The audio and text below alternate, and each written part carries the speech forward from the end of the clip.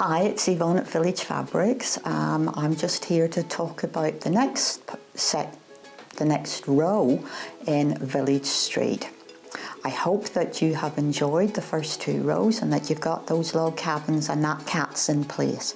Always best to try and keep up. The next row is the machine applique row and also includes some bias strips. This whole project can be seen as a skill building exercise. So besides actually enjoying and creating something that you would want to hang on the wall, you should be adding to your skill base, which is always a good thing.